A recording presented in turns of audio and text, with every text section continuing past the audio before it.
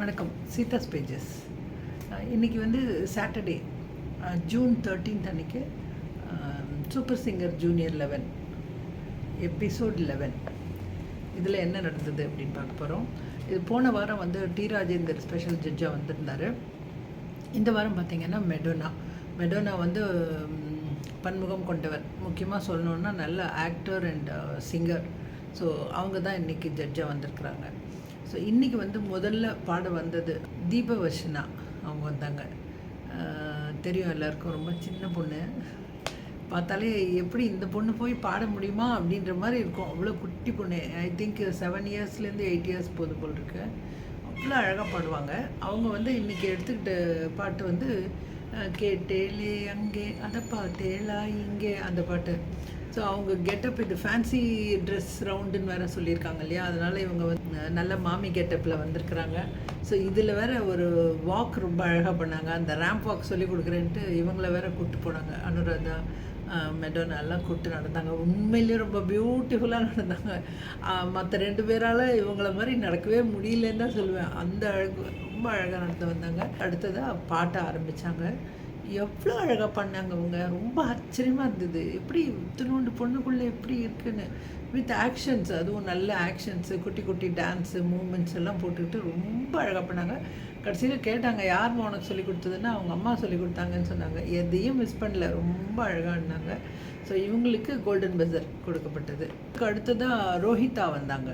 அவங்க வந்து கொட்டை பாக்கு கொழுந்து வெத்தலை அந்த பாட்டு. அவங்களும் அந்த மாதிரி ஒரு கெட்டப்பில் வந்திருந்தாங்க. ரொம்ப அழகாக இருந்தது. அந்த எடுக்கும் பொழுதே நமக்கு தெரிஞ்சு போச்சு இது ரொம்ப அழகாக பாட போகிறாங்கன்னு. நல்ல கிளாரிட்டி ஆஃப் வாய்ஸ் இருக்குது அவங்களுக்கு. வேர்ட்ஸ் கிளாரிட்டி இருக்குது. ராகம் தப்பாமல் பாடுறாங்க. இவங்க வந்து ஒரு நல்ல ஓப்பன் வாய்ஸ் இருக்குது. இவங்க ஒரு நல்ல சிங்கர் ஆகிறதுக்கான எல்லா விஷயங்களுமே இவங்ககிட்ட இருக்குது. ரொம்ப சூப்பராக இருந்தது இவங்களுடைய பர்ஃபார்மன்ஸ். ஆக்சுவலி இமானும் கமெண்ட் பண்ணது அதே தான் பண்ணார். சூப்பராக இருந்தது, எக்ஸ்ட்ராடனரியாக இருந்தது. அனுராதாவும் அதே தான் சொன்னாங்க. ஸோ மெடோனாவும் சொன்னாங்க. ஸோ ஆன் த ஹோல் எல்லா ஜட்ஜஸுமே ரொம்ப நல்லா இருக்குன்னு சொன்னாங்க. ஸோ அன்டவுட்டட்லி இவங்களுக்கு பஸர் இல்லாமல் இருக்காது இல்லையா, இவங்களுக்கும் பஸர் கொடுக்கப்பட்டது. அடுத்தது வந்து சர்வேஷ் வந்தார். சர்வேஷ் வந்துட்டு அடி என்ன அடி ராக்கம்மா அந்த பாட்டு ரொம்ப அற்புதமாக பாடினார். இவர் பாடினது ஒரு 2 லைன் கேட்டபோதே எனக்கு கண்ணில் தண்ணி வர ஆரம்பிச்சிருச்சு. ரொம்ப மூவிங்காக இருந்தது. ரொம்ப அவ்வளோ நல்ல வாய்ஸு. அந்த குரலில் வந்து ரொம்ப எமோஷன்ஸ், ரொம்ப அப்படியே ரொம்ப அழகாக அந்த எக்ஸ்ப்ரெஷன்ஸ் ரொம்ப அழகாக நமக்கு வந்து விழுந்தது. ரொம்ப அழகாக பாடினார். இந்த பாட்டு முடித்த உடனே இமான் சொன்னார், இப்போ நம்ம வந்து இந்த மாதிரிலாம் கமெண்ட் பண்ணுவோம். பட் இமானுடைய கமெண்ட்ஸ் வந்து பார்த்திங்கன்னா ஒரே கமெண்ட்லேயே நிறைய அழகாக புரிகிற மாதிரி சொல்லுவார். அவர் சொன்னார், உனக்கு ரொம்ப கம்பீரமான வாய்ஸ் இருக்குடா அப்படின்னு சொன்னார். அது ஒரு ரைட் வேர்டு அப்படின்னு நான் சொல்லுவேன். நான் கிளாரிட்டி, உச்சரிப்பு அப்படிலாம் சொல்கிறேன் இல்லையா, அந்த கம்பீரம்ன்றதுலேயே எல்லாமே சேர்ந்துடுது. இவருக்கு கோல்டன் பஸர் கொடுத்துட்டாங்க. அப்போ தான் வந்து இமான் கீபோர்டு, நல்ல கீபோர்டு வேணும், அது நான் வாங்கி தரேன்னு சொல்லியிருந்தார்.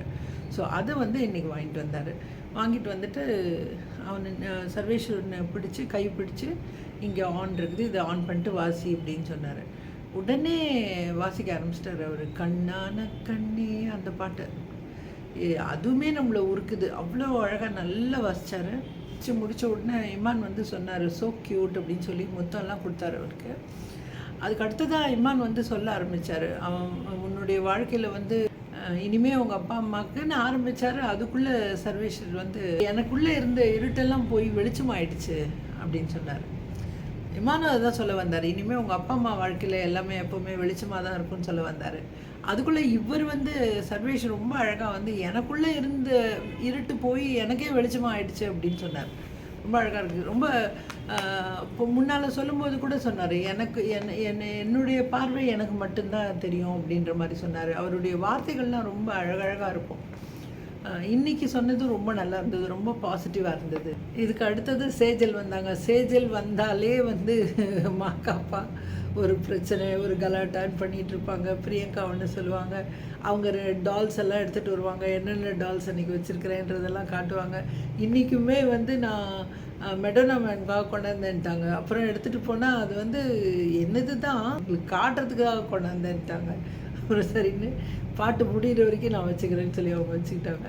ஸோ அது மாதிரி ரொம்ப க்யூட்டாக, ரொம்ப குட்டியாக, ரொம்ப இன்னசென்ட்டாக பார்க்கும்போது ரொம்ப நல்லாயிருக்கு நமக்கு. இவங்க பாட்டு வந்து என்னை மட்டும் ஐ லவ் யூ பண்ணு புஜ்ஜி அந்த பாட்டு அது ரொம்ப அழகாக பாடினாங்க அவங்க. அவங்க பாடுறது வந்து ஒரு குழந்தையுடைய வாய்ஸில் இதெல்லாம் கேட்கும்போது ரொம்ப நல்லா இருந்தது. ரொம்ப க்யூட்டாக இருந்தது. டக்கு டக்கு டக்கு டக்கு டக்குன்னு பாடினாங்க, அழகாக பாடினாங்க.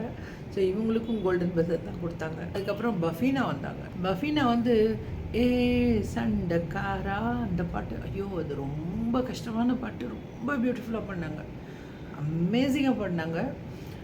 இவங்க பாடி முடித்த உடனே மெடனா சொன்னாங்க, எனக்கு நல்ல பாட்டு கேட்டால் எனக்கு கண்ணில் தண்ணி வந்துடும் என்ன அறியாமல். இன்றைக்கி அப்படி ஒரு மொமெண்ட்டை நான் ரொம்ப கண்ட்ரோல் பண்ணிகிட்டு இருந்தேன் அப்படின்னு சொன்னாங்க. எனக்கு ரொம்ப சந்தோஷமாக இருந்தது. ஏன்னா நான் உண்மையாக நல்ல பாட்டு கேட்கும்போதெல்லாம் அழுதுறேன். என்னடா இப்படி அழறமேன்னு நினச்சிப்பேன் நான். ஸோ நம்ம மாதிரி நிறைய பேர் இருக்காங்க அப்படின்னு தெரியும் போது நமக்கு ஒரு சந்தோஷம். ஸோ அந்த அளவுக்கு சொன்னாங்க. உண்மையிலேயே அவங்க ரொம்ப அழகாக பண்ணாங்க. பஃபீனா ஒண்டர்ஃபுல்லாக பண்ணாங்க. ஸோ இவங்களுக்குமே கோல்டன் பஸர் தான் கொடுக்கப்பட்டது.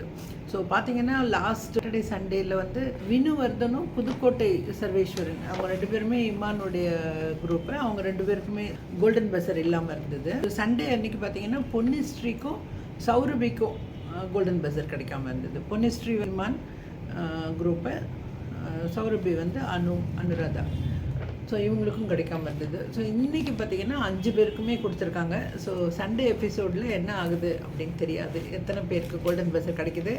மெயினாக வந்து யார் golden voice of the week அது பார்க்கணும். ஒரு முறையும் கோல்டன் வாய்ஸ் ஆஃப் த வீக்குன்னு சொல்லி டைட்டில் யார் நிறைய தரம் வாங்கியிருக்காங்களோ அவங்க வந்து at the end of the programme அவங்களுக்கு ஒரு கோல்டன் மைக்கும் 10 லட்சத்துக்கான கிஃப்ட் வவுச்சரும் கொடுப்பாங்க.